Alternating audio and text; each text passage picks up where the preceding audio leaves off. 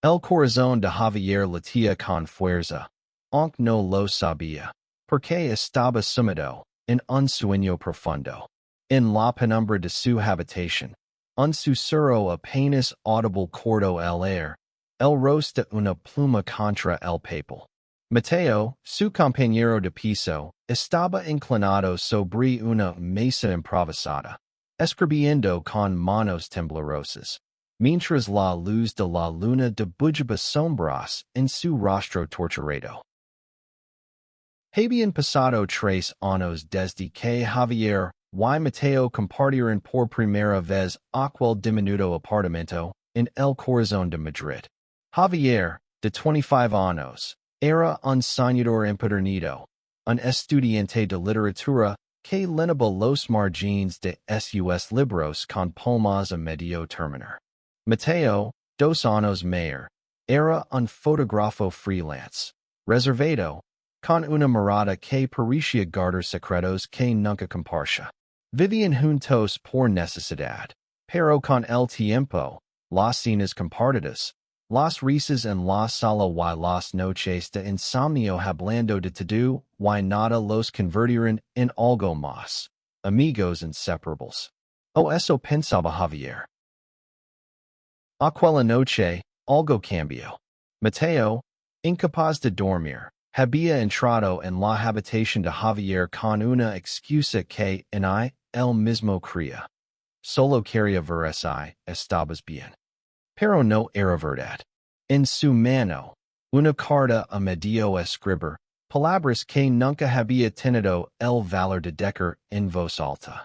Mientras Javier dormía, Mateo se acercó, con el corazón en un puño, y dejó caer una lágrima sobre el papel. Escribía para confesar lo que llevaba años escondiendo. Un amor que lo consumía. Un amor que temía destruiría todo lo que habían construido.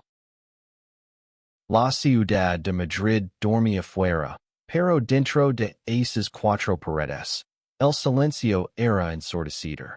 Mateo no sabía que Javier, aunque parecía perdido en sus sueños, había sentido algo, un roce, una presencia. Cuando abrió los ojos a la mañana siguiente, encontró la carta junto a su cama.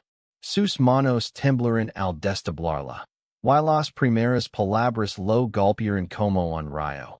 Javier, te he llamado en silencio desde el día en que llegaste. El mundo de Javier se tambaleó.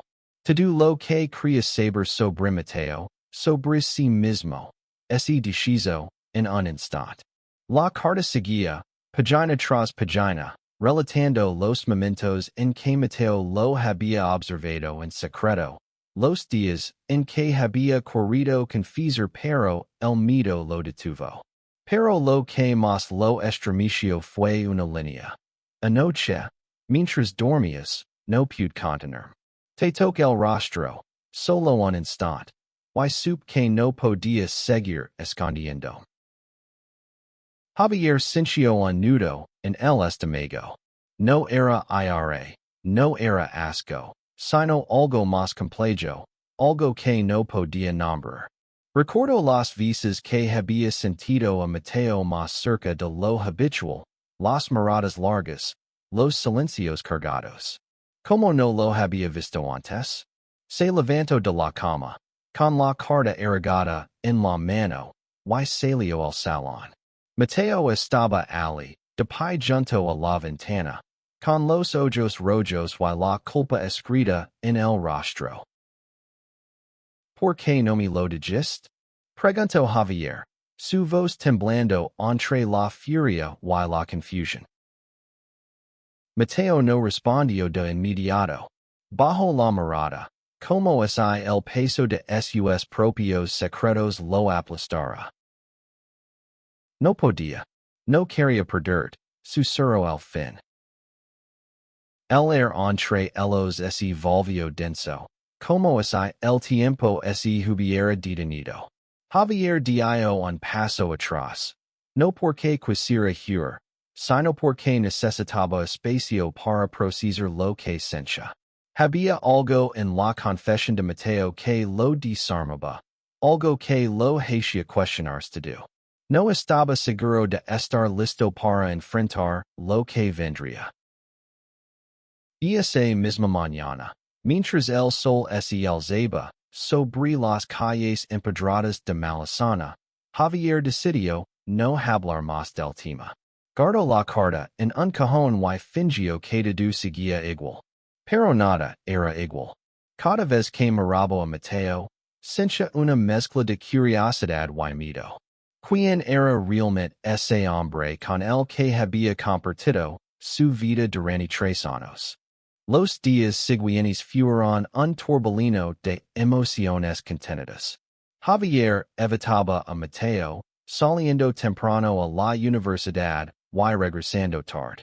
Pero el apartamento era pequeño, y el silencio entre ellos era como un tercer inquilino que ocupaba cada rincón. Mateo, por su parte, parecía un fantasma.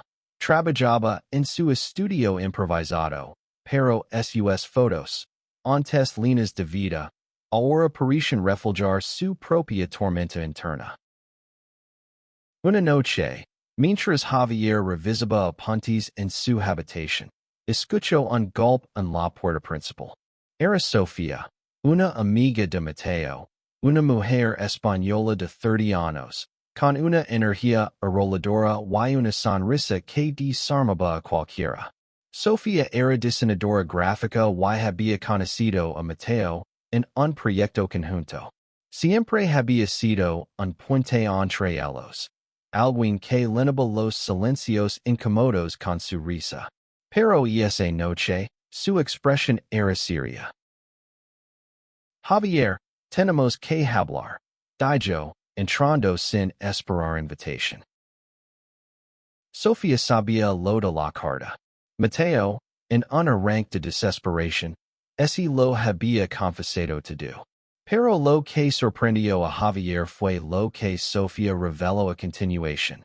Mateo no solo estaba enamorado de él, sino que había pasado años luchando contra su propia identidad. Criado en una familia conservadora en Sevilla, Mateo había aprendido a reprimir sus sentimientos desde niño. Cada paso hacia la aceptación de su homosexualidad había sido una batalla, y Javier, sin saberlo, se había convertido en el centro de esa lucha. No te estoy pidiendo que lo perdones, dijo Sofía, con una mirada firme pero empática. Solo te pido que lo entiendas. No es fácil ser quien es en un mundo que a veces no lo acepta. Javier sintió una punzada de culpa. Había estado tan centrado en su propia confusión que no había considerado el peso que Mateo cargaba. Pero también había algo que lo frenaba. Nunca se había cuestionado su propia sexualidad. Siempre había salido con mujeres. Siempre había asumido que eso era lo que quería. Pero la intensidad de los sentimientos de Mateo, la forma en que lo miraba, lo hacía dudar. Esa noche, Javier decidió enfrentar a Mateo. Lo encontró en el balcón, fumando un cigarrillo, algo que solo hacía cuando estaba al borde del colapso. Necesito saber algo, dijo Javier, su voz más firme de lo que esperaba. ¿Desde cuándo lo sabes? ¿Desde cuándo me miras así? Mateo dio una colada larga, diciendo que el humo se disipara antes de responder. Desde la primera noche que hablamos hasta el amanecer. Cuando me contaste lo de tu padre, lo de tu miedo a no ser suficiente. Supe que no eras solo un compañero de piso. Javier tragó saliva. Recordaba esa noche, la vulnerabilidad que había compartido sin pensarlo. Había sentido una conexión con Mateo, pero nunca la había interpretado como algo más. Ahora, todo cobraba un nuevo sentido. Los días se convirtieron en semanas, y la tensión entre Javier y Mateo no disminua. Javier comenzó a notar cosas que antes pasaba por alto. La forma en que Mateo dejaba pequeños detalles para él, como café recién hecho por las mañanas o una nota con una recomendación de un libro. Pero también notaba la distancia que Mateo imponía, como si temiera cruzar una línea que ya había atravesado con la carta.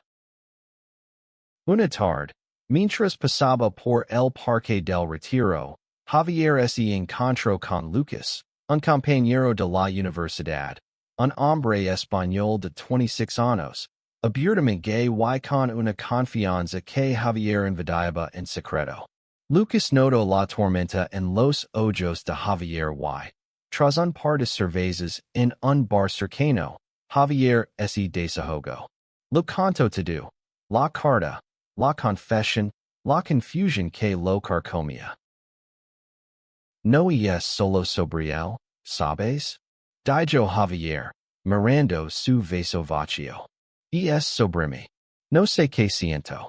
No sé si estoy enojado, asustado o algo más.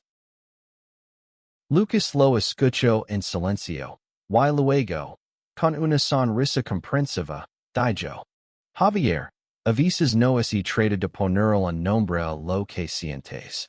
Se trata de dejar que ocurra. Si Mateo significa algo para ti, no lo ignores solo porque no encaja en lo que creas saber de ti mismo. Esas palabras resonaron en Javier como un eco. Por primera vez, se permitió imaginar un mundo en el que no tuviera que definirse, en el que pudiera simplemente sentir. Pero el miedo seguía Ali, como una sombra que lo seguía a todas partes. Esa noche, al volver al apartamento, Javier encontró a Mateo en la cocina, preparando una tortilla española, algo que siempre hacen juntos los viernes. Era un intento de normalidad, pero ambos sabían que era una fachada. Hablamos, dijo Javier, sentándose frente a él. Mateo asintió, dejando el cuchillo sobre la mesa. Durante horas, hablaron como no lo habían hecho nunca. Mateo le contó sobre su infancia, sobre las veces que había intentado ser normal para complacer a su familia, sobre el dolor de esconderse. Javier, por su parte, confesó su propia confusión, su miedo a lo desconocido, pero también una verdad que apenas empezaba a aceptar. La presencia de Mateo en su vida era más importante de lo que quería admitir. El verano llegó a Madrid, y con él, un calor que parecía amplificar cada emoción. Javier y Mateo comenzaron a reconstruir su relación, paso a paso. No era fácil. Había momentos de incomodidad, de silencios largos, pero también de risas compartidas y miradas que decían más de lo que las palabras podían. Una noche, durante una fiesta en casa de Sofía, algo cambió. La música llenaba el aire, y el vino corría libremente. Javier, un poco borracho, se encontró bailando con Mateo en el centro del salón. No fue planeado, no fue deliberado, pero cuando sus manos se rozaron y sus miradas se encontraron, el mundo pareció detenerse.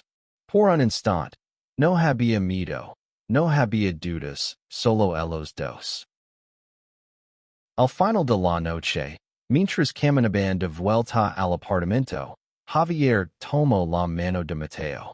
Fue un gesto pequeño, pero para ambos fue como cruzar un abismo. No sé qué significa esto, dijo Javier, su voz apenas un susurro. Pero quiero averiguarlo. Mateo sonrió, una mezcla de alivio y esperanza en sus ojos. Entonces lo averiguaremos juntos. Pero no todo fue sencillo. La familia de Mateo, que había sospechado de su orientación durante años, lo confrontó durante una visita a Sevilla. Su padre, un hombre de ideas rígidas, lo acusó de elegir un camino equivocado. La discusión escaló, y Mateo regresó a Madrid con el corazón destrozado. Javier lo encontró llorando en el balcón, algo que nunca había visto. Sin pensarlo, lo abrazó, diciendo que el peso de los años de rechazo se derramará entre ellos. No eres un error, le dijo Javier, con una firmeza que sorprendió incluso a sí mismo. Eres la persona más valiente que conozco. Esas palabras marcaron un antes y un después. Mateo, por primera vez, sintió que podía ser el mismo sin miedo. Y Javier, al verlo tan vulnerable, entendió que lo que sentía por Mateo no era solo curiosidad o confusión, era amor, aunque aún no estaba listo para nombrarlo. Con el tiempo, Javier y Mateo encontraron un equilibrio. No se adecuaron, no se apresuraron. Vivían cada día como venía, explorando lo que significaban el uno para el otro. Hubo momentos de duda, de miedo, pero también de una felicidad que ninguno de los dos había conocido antes. Una noche, mientras veían una película en el sofá, Javier se acercó a Mateo y lo besó. Fue un beso tímido, lleno de incertidumbre, pero también de una verdad que ambos habían estado buscando. No resolvió todo, pero fue un comienzo. Sofía, que había seguido su historia desde la distancia, lo sorprendió con una exposición de fotos que Mateo había tomado a lo largo de los años. Entre ellas, había una de Javier, tomada en un amanecer en la Plaza Mayor, con una sonrisa que Mateo había descrito como la razón por la que sigo adelante. La foto fue el centro de la exposición, y cuando Javier la vio, no pudo contener las lágrimas. Un año después, Javier y Mateo seguían viviendo en el mismo apartamento, pero ahora como algo más que compañeros de piso. No fue un camino fácil. Hubo discusiones, momentos de inseguridad, y el mundo exterior no siempre fue amable. Pero aprendieron a enfrentarlo juntos, apoyándose en los amigos que los aceptaban, como Sofía y Lucas, y en el amor que habían construido contra todo pronóstico. Una noche, mientras caminaban por las calles de Chueca, el barrio que había sido testigo de tantas historias de amor y lucha, Javier tomó la mano de Mateo y le dijo: No sé dónde nos llevará esto, pero no cambiaría nada de lo que hemos vivido. Mateo sonrió, apretando su mano. Todo salió a la luz, ¿no? Y aquí estamos. Y así, bajo las luces de Madrid, encontraron su lugar en un mundo que no siempre entendía, pero que no podía apagar lo que sentían. Su historia no era perfecta, pero era suya, y eso era suficiente.